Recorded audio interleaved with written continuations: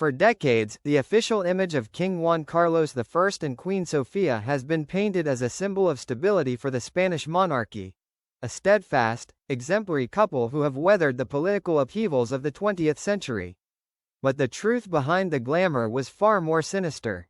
Behind the stately pictures and the gracious speeches, there was a woman trapped in a cold marriage, marked by contempt, insults and, according to those closest to her, violence. A loveless marriage.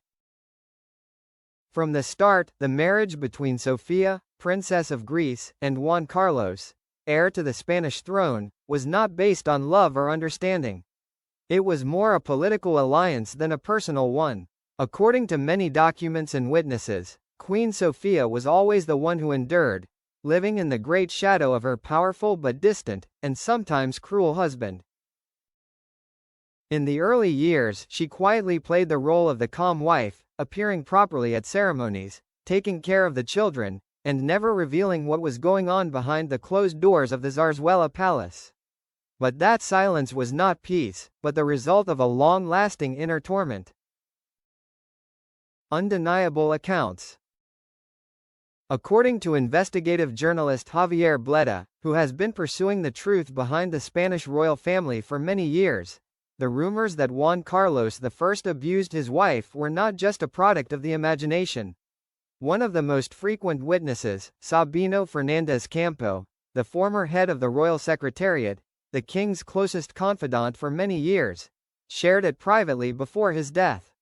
Sabino could not speak publicly about what he knew, for fear of shaking the foundations of the monarchy he had served. But in his carefully preserved notes and confessions, he described scenes of unimaginable brutality that took place in the palace. The vicious insults, the kicks, the fury unleashed on a woman who had been content to endure and save face for her husband. It was a description that many sources close to him, anonymous or not, repeated. The alleged abuses were not a one-off, but systematic, lasting decades. Silence, painful complicity. Many people ask, why didn't Queen Sofia speak up? Why didn't she leave Juan Carlos I? The answer is not simple. As a woman of the older generation, born and raised in a disciplined royal family, Sofia was taught that loyalty and the preservation of royal honor were her top priorities. And more importantly, she understood that any cracks in the royal image could endanger not only herself, but the survival of the entire regime. That silence, for many years, was seen as part of the role of queen.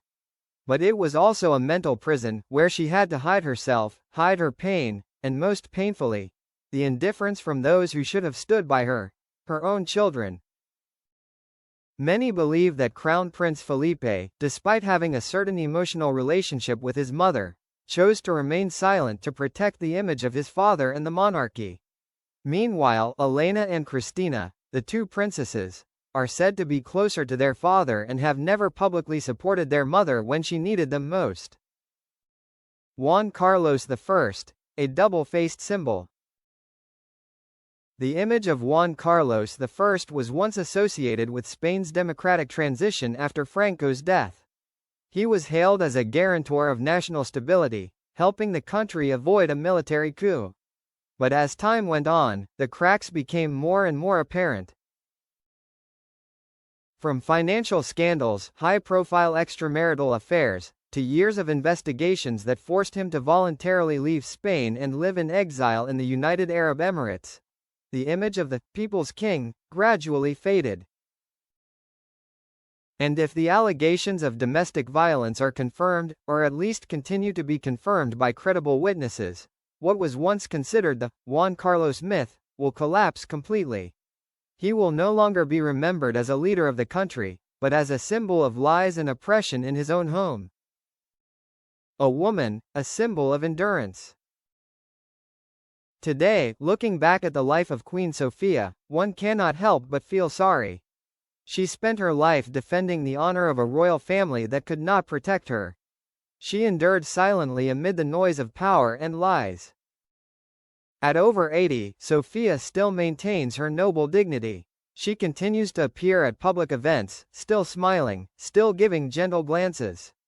But inside, perhaps, there is a heart that has bled, from betrayal, from loneliness, from living too long in the dark without anyone holding a candle to her. There may never be a public acknowledgement from Juan Carlos. It is also possible that history will continue to find ways to ignore this truth. But in the memory of those who follow the Spanish royal family with a clear conscience, Queen Sofia is not only a noble woman, but also the embodiment of an era in which the dignity of women was often buried under layers of ritual and male power. Voices begin to rise. In a context where the image of Juan Carlos I is increasingly fading from the public eye, the stories of Queen Sofia have become a new concern. Sympathy, and sometimes anger, are gradually rising among a part of the population, those who were once blinded by the Juan Carlos myth, now turning to ask, what did Sofia have to endure all those years? Some feminists and sociologists in Spain have no longer maintained a neutral stance. They have spoken out publicly, demanding that the government and the media treat the Empress Emeritus fairly, recognizing her not only as a royal symbol, but also as a real victim of domestic violence, an issue that is still taboo among the nobility. In a recent national television talk, a former royal communications advisor said bluntly, "We cannot continue to hide the truth in the name of protecting the institution. The truth is, if Sofia were not queen but an ordinary citizen, what she has suffered would have been enough to warrant legal intervention long ago." The public scar. Queen Sofia's silence, once considered a virtue, has now caused public confusion. Many have asked, has her silence allowed misconduct to continue to be tolerated? Is it because of her respect for royal rules that she has unintentionally sent the wrong message to women across Spain? However, that may be a one-sided assessment.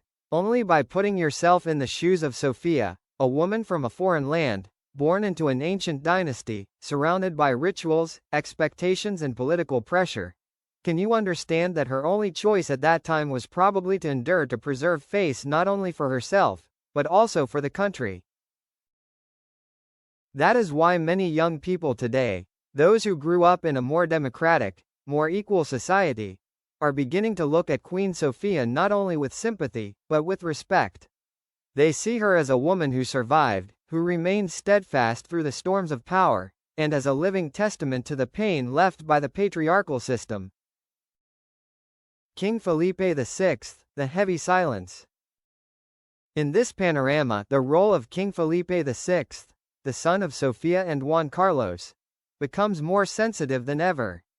As heir to the throne and now trying to clean up the royal image, he has not once publicly mentioned the accusations against his father, or the pain of his mother. On the one hand, he has to maintain the stability of the monarchy, which has been shaken by financial scandals, but on the other hand, he is facing moral pressure from his own people, who want him to show that he is on the right side, even if that means admitting that the father he once admired was the cause of so much pain in the family. It is rumored that Felipe has tried to make amends to his mother by allowing her to continue to participate in public events, giving her the opportunity to appear independently and be honored as a national symbol. But is this compensation, however sincere, enough to heal a quiet and lonely old age? Sofia, finally free? Since Juan Carlos I left Spain and went into exile in the UAE in 2020, Queen Sofia's life has become somewhat more relaxed. She no longer has to play the role of wife to a powerful man. She appears more often at charity, cultural and social events, with a calm, polite but also sad appearance. Some sources close to her say that Sofia now spends more time for herself. She reads books, listens to classical music, takes care of her grandchildren and especially often visits the convents where she finds an inner peace that she probably never had in the palace during her life. However, the big question remains, will she get justice? An apology? Or at least an acknowledgement? Probably not, because Juan Carlos I never publicly admitted any wrongdoing, and the institutions of power around him, from politics to the media, have remained evasive, unwilling to reopen the ugly wounds of the past.